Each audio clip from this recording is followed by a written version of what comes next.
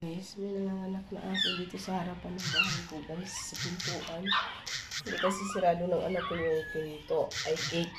Ayan. Ayan, ang cute, baby. Ang cute naman, oh. Ilan ba to?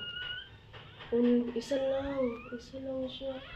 Nalalamigan, oh. Mabait din siya, oh. Ang cute naman. Hey, baby. Ano nangyari? Bakit ganyan? Bakit ganyan? Ayan, nalamig na. Takot ako guys kasi hindi ko alam kung kanino yung aso to guys. Ayan na siya. Oh. Isa lang anak niya. Super cute. Itim siya. Pero anak niya, puti. Oo, tayo.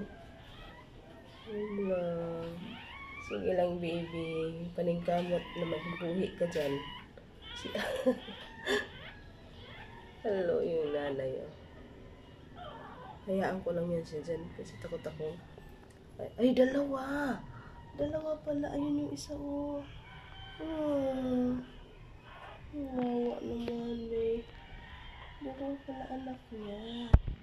Oh, sige, dyan lang muna kayo. Ayun, oh, may dugo-dugo po.